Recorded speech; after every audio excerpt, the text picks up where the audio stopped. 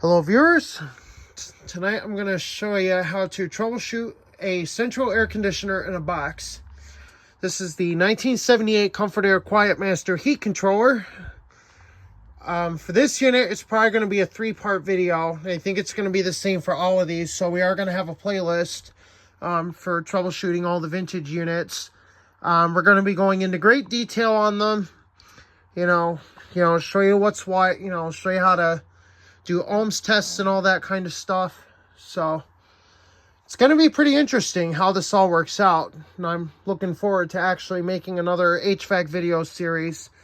Now that I've done a ton of research, I got a lot more knowledge and information to share, so I'm definitely looking forward to that.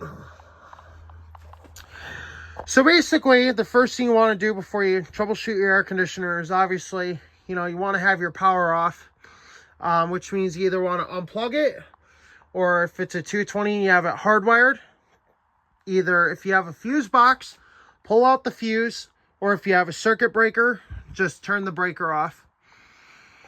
In this case here, we do not have any troubleshooting to do on this, but I'm going to go through the procedure anyway, just to show you how to do it. So first thing I'm going to do, I'm going to go ahead and shut our power off here at the breaker. Just like that, and I do have everything labeled. So you got the Comfort-Aire right there. So now that our power is turned off, we're going to go ahead and try to operate it.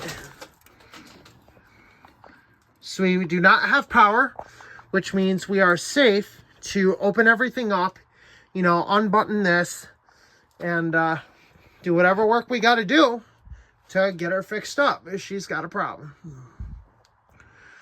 So first thing we're going to do, we're going to show you how to get your bail strap off for your compressor. The compressor on this is a Tecumseh AH152HT031. So I'm going to show you the model tag right here. So there it is. AH152HT031. Got General Electric motor inside the compressor. E478, which is May 4th, 1978. C obviously indicates a change in the compressor design, so that means there was probably a slight change. The K, I'm not 100% sure what it means. 404192, I want to say is the compressor serial number for this compressor series, which is the AH. And then we got AH5531E. So if you have to get a replacement part, that's obviously what you're going to put in. Or you put that in on eBay or somewhere like that, and you might be able to find a replacement. And we got our locked rotor amps here, which is 76.0 USA. This thing is made in the USA. Our voltage specifications are right here, 208 230V. And then you got 200 volts if you're operating a 50 hertz version. So one of the most important things you want to check, especially before you test any vintage air conditioner, is you want to check all your components, make sure everything is free, make sure it's lubricated. Also check your capacitors and your terminals. So for the Comfort-Aire Quietmaster, I'm going to show you how to do that. So I'm definitely going to show you how to get everything opened up here, especially if you got a big unit like mine. First thing we're going to do, we're going to use a little screw. We're just going to pop this out. And that pops off just like that. And then you just want to carefully get your bail strap off. I'm going to set it right here. And then to inspect your compressor terminals, you just pull this off right here. That is your junction box door. Some people call it the terminal box, but it all just depends. Some people have different preferences. As you can see here, we got our seal gasket, which is what you use to keep water from getting into the terminal area. As you can see here, we got our terminals. And we're inspecting them very closely here. And as you can see, everything is looking pretty good. There's no corrosion or miscoloration or anything like that. So that basically means our compressor terminals are good. Compressor does start with ease, works very, very well. It's down to business, but that might not always be the case on any of your units. You know, some of you might have a unit that doesn't work at all right from the start. So you can see here, this is how it's set up.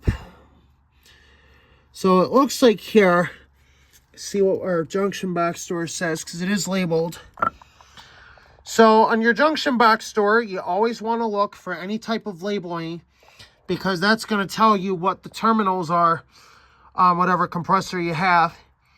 So in this case, we got common on top, we got start on the bottom left, and then run on the bottom right.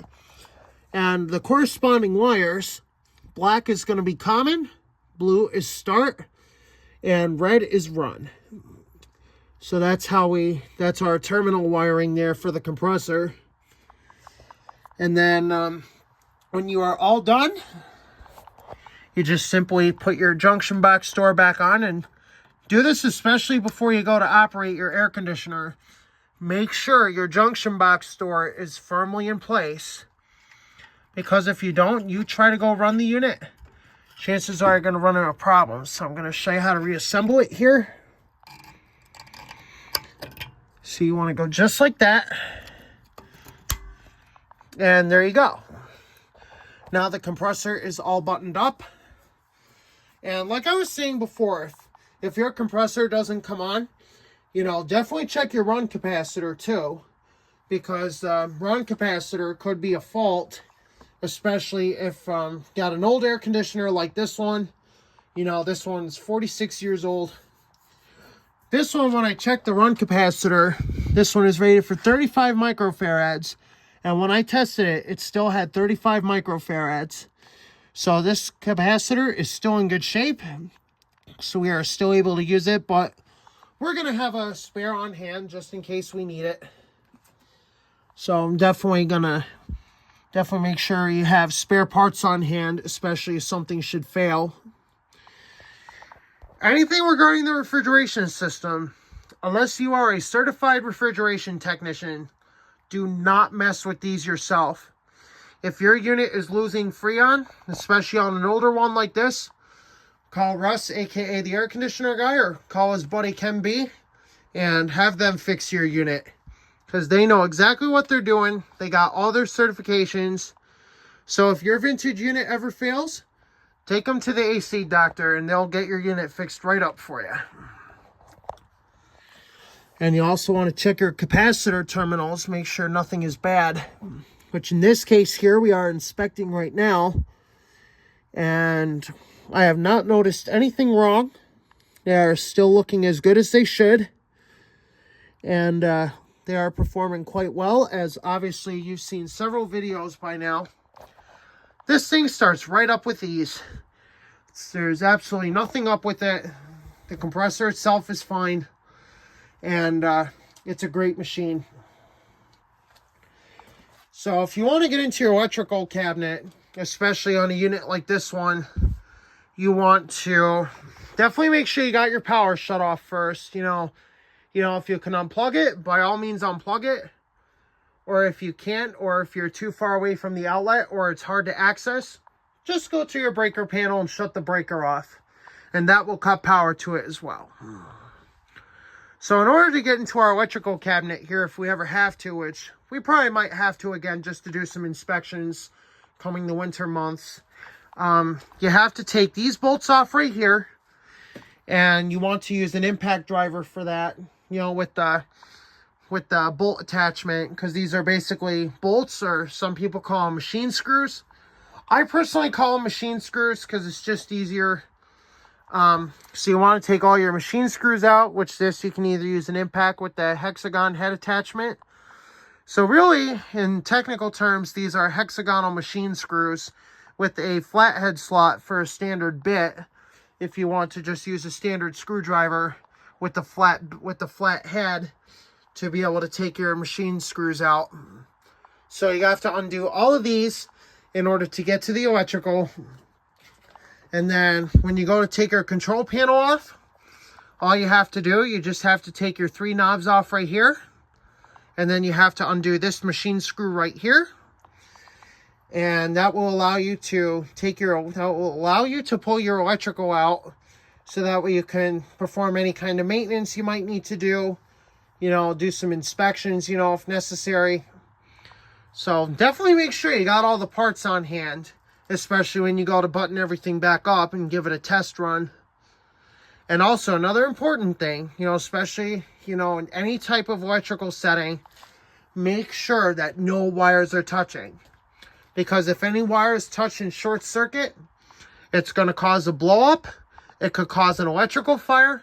And worst of all, it could burn your house down. So definitely do not, I repeat, do not leave any wires uncapped. Do not leave them disconnected from their terminals. And if you have to leave them disconnected, put something over them that's going to prevent them from shorting out. Definitely, if you have electrical tape, definitely use electrical tape to ensure that, nothing's going to short. And even if they do touch, the electrical tape will insulate them and it will protect them from shorting each other out. Now, a lot of people use the rule of thumb, especially with cooling systems like this, especially of this size. If it's cold all the way through and it's roughly the same temperature all throughout, then you've got a full charge.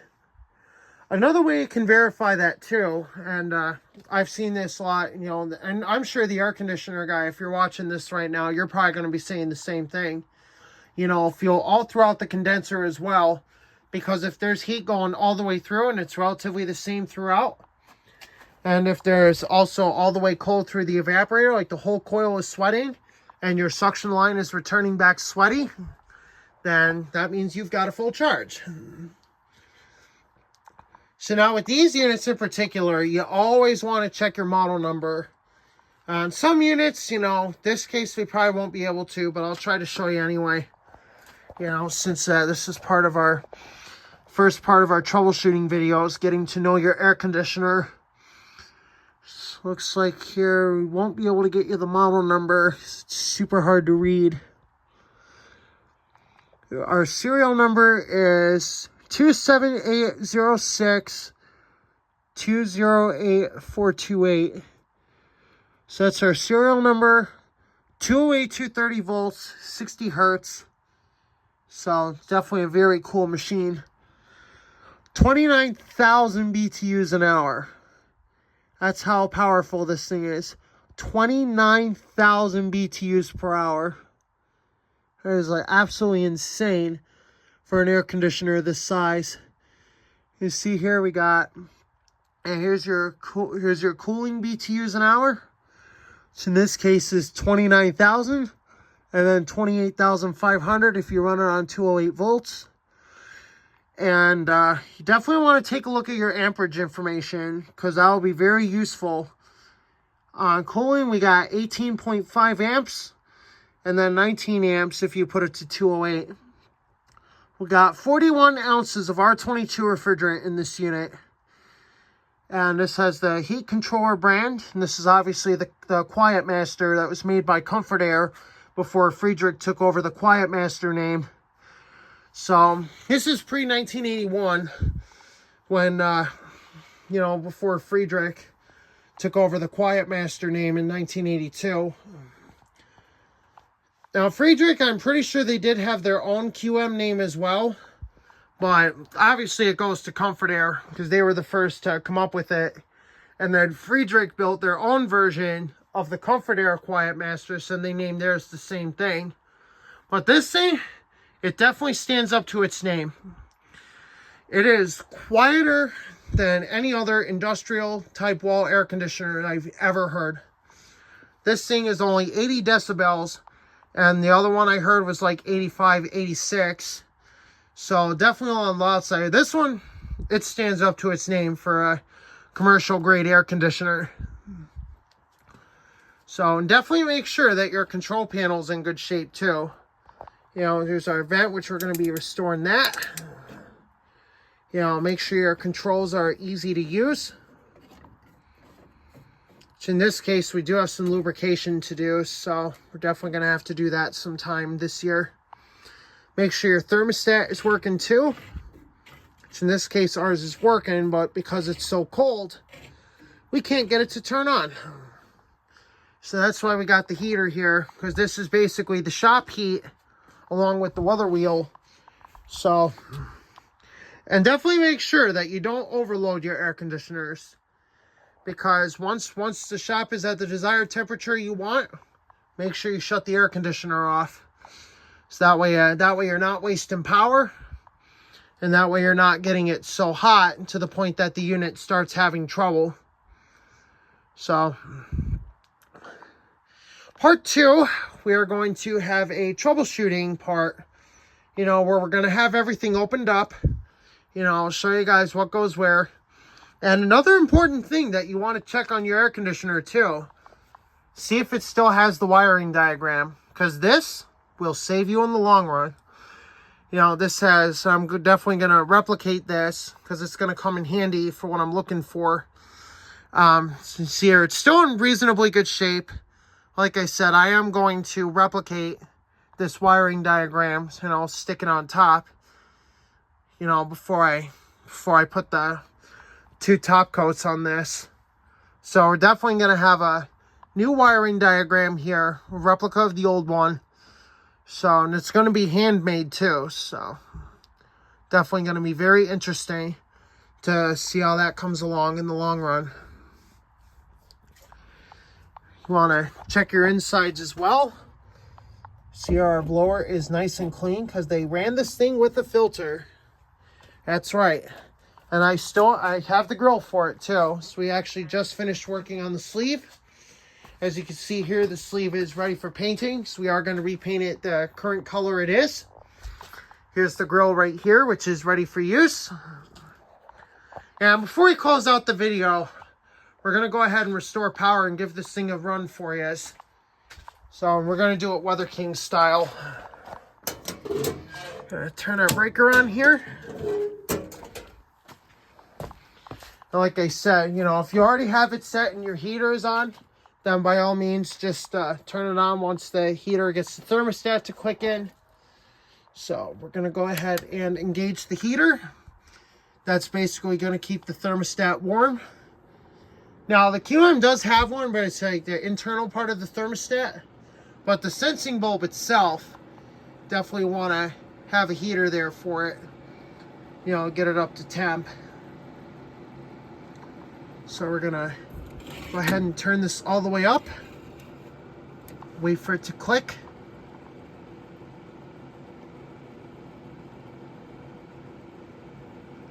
Just to verify our thermostat is working.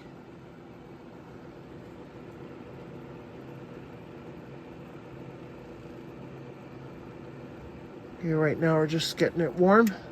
And there we go. Our thermostat just clicked on. So we're going to go ahead and click it off. And we're going to test our fan.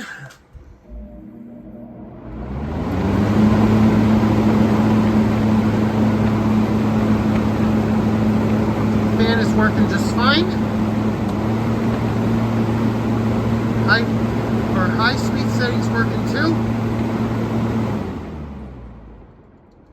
We're going to go ahead and install our fan out, and here we go with the compressor.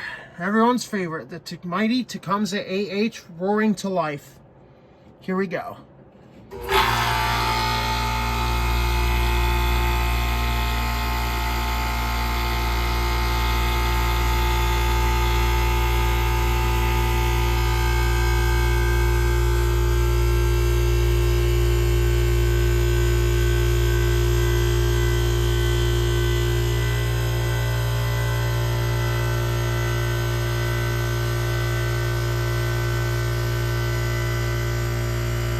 Let it build some head pressure.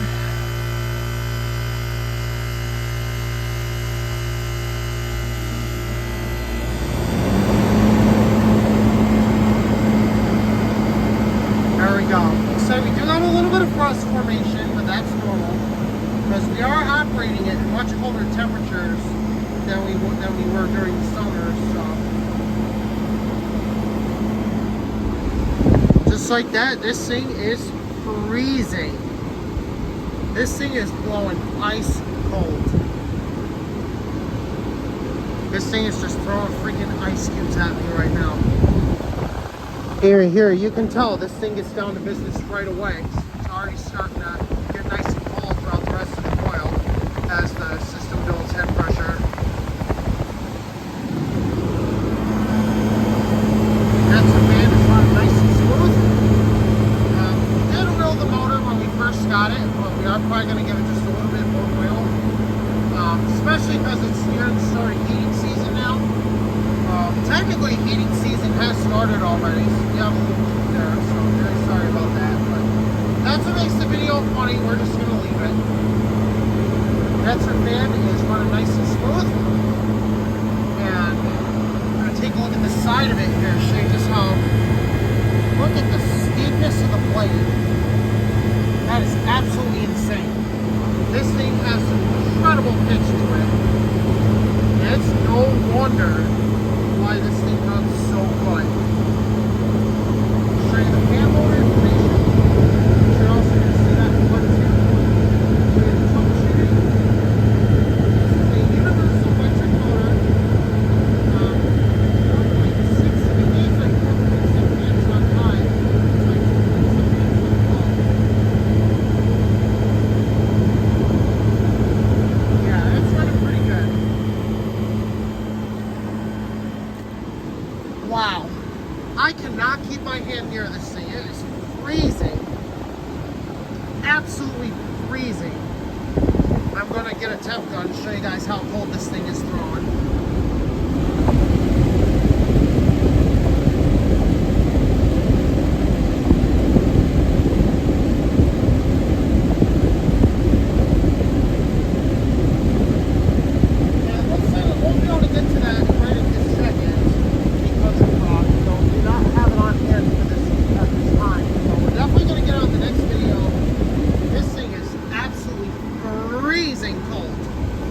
It's definitely throwing well below freezing out of the register. Suction line is nice and cold. If we feel it. That's ice cold throwing back. Compressor, nice and cool to the touch. That's how it should be. This thing just spits the air right out. If you want to see how to quickly defrost it, just watch this. Give the fan a quick stall.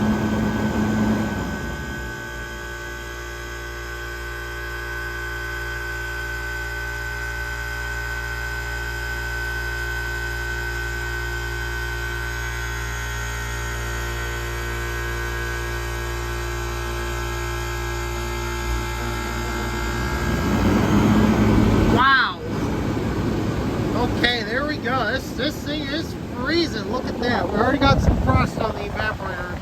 Very slight little bit of frost, and it's going to start sweating again as air gets sucked into the coil. Wow. Absolute power this thing has. The fact that it's so cold. Alright, we're going to show you how cold this thing is. We're going to put it right in the wind stream for a minute.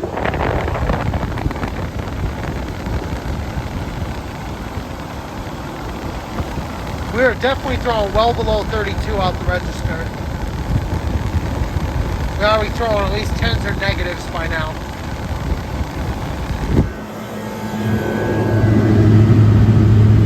Condenser is in really good shape.